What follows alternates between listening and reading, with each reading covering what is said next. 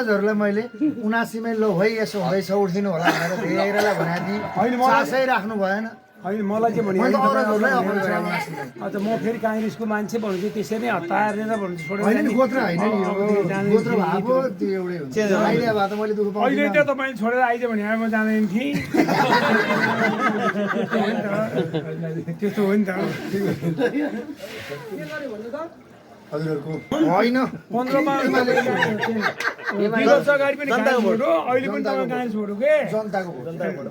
जनता vote त नि त्यो जनता अहिले तपाईँ कहाँ गए सबै नेपाली राष्ट्रपा छोडे अहिले सबै भन्नु चाहिँ तपाईँको चाहिँ रासोपा भन्नु चाहिँ घन्टी भए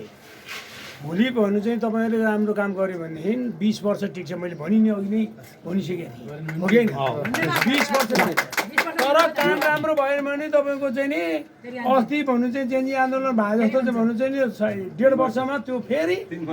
त्यो जेन्जी यतैतिर फर्किन्छ फेरि आन्दोलन हुन्छ यो सम्म विघटन हुन्छ तपाईँको चाहिँ भन्नु गर्छ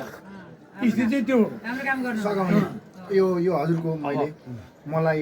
मात्र हो एकजना सांसद म जस्तै भन्नुहुन्छ नि म गए भए पनि पात्रै मात्रै हुँ गर्ने त भन्नुहुन्छ मान्छे आएकै छन् माथि त्यो माथिको मान्छेले तपाईँको चाहिँ नि नियम कानुन सबै कुरो मिलाएर सुशासन दिन सक्यो भनेदेखि विकास त नेपालको विकास त चाहिँ नि भन्नु न विस्तार रूपले हुँदै जान्छ हजुरहरू अग्रज मेरो बुवा भन्दा 3 वर्ष जेठो हुनुहुन्छ है विकास त हुँदै जान्छ हजुरहरूले यो आएको मत सबैको आएको किनभने यो 35 वर्षमा त हजुरलाई पनि कति कुराहरू चाहिँ त परेको थिएन होला नि त यो आएको हो यो सबैले पहिला सुरुमा हजुर म दावादाई सबै किसिम सर सबै एकै ठाउँमा बसेर मलाई एउटा रहर छ यहाँबाट निक्लिने बेला मेरा अग्रजहरू सबै सँगै भइदियो हुन्थ्यो भन्ने मेरो अपेक्षा छ यति यहाँबाट निक्लिने बेलामा सबै मेरा 16-17 जना सबै अब त्यो त तपाईँको त्यही सँगै हुन्छ हुँदैन कतिखेर हुन्छ अझै तपाईँ कतिखेर निस्केर जानुहुन्छ त्यो सञ्चार माध्यममा तपाईँको चाहिँ नि यो तपाईँको चाहिँ प्रजातान्त्रिक प्रतिवादीसँग चाहिँ निर्वाचन भएको छ शान्तिपूर्ण तरिकाले निर्वाचन भएको छ कहीँ धाँधली रहित छ यसमा कुनै दुई मात्रै छैन यो चाहिँ नि भन्नु चाहिँ अहिले लोकतन्त्र प्रजातन्त्र जितेको छ हेर्नु चाहिँ नि